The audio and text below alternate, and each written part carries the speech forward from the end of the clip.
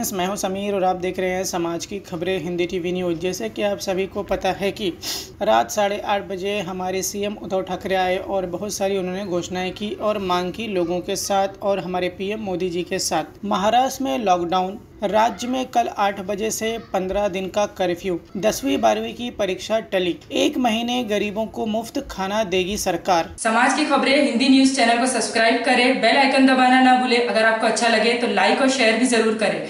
अगर आपको हमारे साथ जुड़ना चाहते हैं, अगर किसी भी तरीके का न्यूज या एडवर्टाइजमेंट देना चाहते हैं तो आप हमें इस नंबर पर कॉल करें 7666471110। धन्यवाद। महाराष्ट्र में कोरोना से बिगड़ते हालात के चलते कल रात 8 बजे से 1 महीने की 1 मई की सुबह 7 बजे तक लॉकडाउन लगा दिया गया है। अगले 15 दिन के लागू इस लॉकडाउन को ब्रेक द चेन नाम दिया गया है। मुख्यमंत्री उद्धव ठाकरे ने मंगलवार शाम इसकी घोषणा की। लॉकडाउन के चलते राज्य में 10वीं और 12वीं की परीक्षा भी टाल दी है। बगैर जरूरी काम के लोगों के घर से निकलने पर पाबंदी लगा दी गई है। लॉकडाउन के दौरान सरकार रियल एस्टेट सेक्टर में मजदूरों और परमिट वाले रिक्शा चालकों को 1500 रुपए की मदद देगी। अगले 1 महीने तक शिव भोजन योजना के तहत गरीबों को खाने की थाली भी मुफ्त देगी। पूरे महाराष्ट्र में 14 अप्रैल की रात 8 बजे से पूरे राज्य में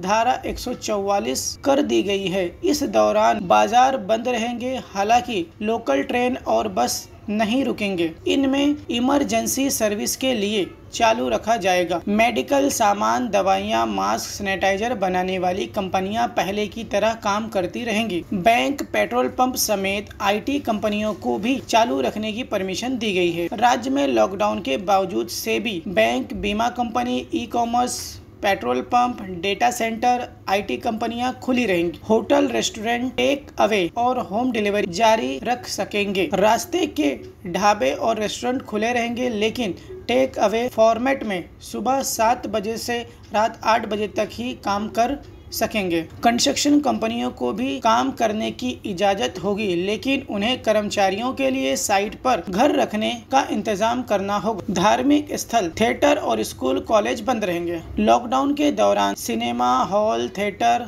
ऑडिटोरियम, मनोरंजन पार्क, जिम और स्पोर्ट्स क्लब कॉम्प्लेक्स बंद रहेंगे। फिल्मों, धारावाहिकों, विज्ञापनों शूटिंग भी बंद रहेगी। सरकार ने सभी पूजा स्थल, स्कूल, कॉलेज, निजी कोचिंग क्लास, स्पा, सैलून और ब्यूटी पार्लर को भी 1 मई की सुबह 7 बजे तक बंद रखने का आदेश दिया है। लॉकडाउन में गरीबों को 5400 करोड़ की आर्थिक मदद दी जाएगी। राज्य सरकार 1 महीने के लॉकडाउन के दौरान जरूरतमंद लोगों को आर्थिक देगी। इससे करीब 5400 करोड़ रुपए का बोझ सरकार पर पड़ेगा। इसके तहत इन लोगों को मदद मिल सकेगी। अन्न सुरक्षा योजना के तहत राज्य के करीब 7 करोड़ लोगों को अगले 1 महीने तक 3-3 किलो गेहूं और 2-2 किलो चावल मुफ्त दिए जाएंगे। सरकार अगले महीने तक गरीबों को पका हुआ खाना भी मुहैया कराएगी। संजय गांधी निराधार योजना, इंदिरा गांधी विधवा योजना समेत गरीबों के लिए बनी 3 स्कीम के तहत 35 लाख लोगों को 1-1 हजार रुपए एडवांस दिए जाएंगे। महाराष्ट्र इमारत कामगार कल्याण मंडल योजना के तहत 12 लाख मजदूरों को 1500 रुपए का एडवांस मिलेगा। घरेलू कामगार मजदूरों को भी सरकार 1 महीने तक आर्थिक मदद देगी। 5 लाख रजिस्टर्ड फेरी वालों को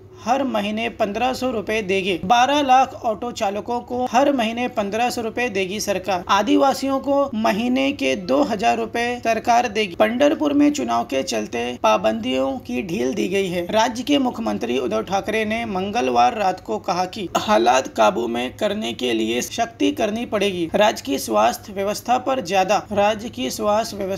ज्यादा भार पड़ेगा तो परेशानी बढ़ जाएगी। उन्होंने कहा कि पंढरपुर में 2-3 दिनों में वोटिंग होने वाली है, इसलिए वहां ये नियम मतदान के बाद से लागू होंगे। सीएम ठाकरे की पीएम मोदी से 5 मांगे हैं। राज्य में कोरोना से निपटने के इंतजाम करने के लिए उद्धव ठाकरे ने प्रधानमंत्री नरेंद्र मोदी से मदद मांगी है। इसमें ऑक्सीजन सप्लाई से लेकर जीएसटी फाइलिंग तारीख में बदलाव तक शामिल है। उद्धव की प्रमुख मांगे इस तरह से हैं। एयरफोर्स की हवाई जहाज से ऑक्सीजन की सप्लाई की जाए। जीएसटी फाइलिंग की डेट 3 महीने आगे बढ़ाई जाए। लोगों के आर्थिक नुकसान को कम करने के लिए केंद्र सरकार मदद करे। ब्रिटेन की तरह हमारे यहाँ भी बड़ी तादाद में वैक्सीनेशन होना चाहिए। अस्पतालों में नए MBBS ग्रेजुएट की तैनाती की जाए। रमजान को लेकर भी नियम सख्त, घर पर ही नमाज अदा करें, मस्जिद में भीड़ न बढ़ाए। धार्मिक स्थल जल्द ही बंद हो जाएंगे, इसलिए वाजा यानी सामूहिक नमाज ऑनलाइन प्लेटफॉर्म पर आयोजित करें। खरीदारी के लिए बाजार में भीड़ न करें और न ऐसा होने दें। अलविदा जुम्मे की नमाज भी घर पर ही अदा करें, सड़कों पर भीड़ न लगाएं। इस रमजान किसी भी तरह सामाजिक और धार्मिक कार्यक्रम की इजाजत नहीं दी जा सकती। रमजान पर गलियों या सड़कों पर कोई भी अस्थायी स्टॉल नहीं लगेगी। रमजान पर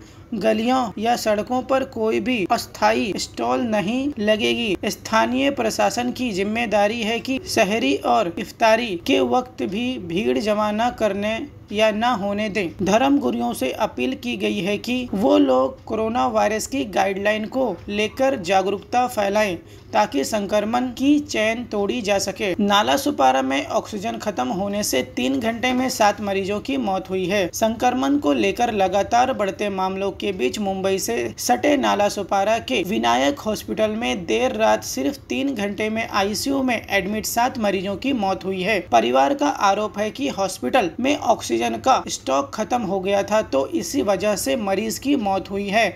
वहीं हॉस्पिटल की तरफ से सफाई है कि मृत हुए सभी मरीज अन्य गंभीर बीमारी से ग्रस्त थे और जब उन्हें एडमिट करवाया गया था उन्हें 30 से 40% ही ऑक्सीजन लेवल था। महाराष्ट्र के 3 बड़े शहरों में कोरोना का हाल।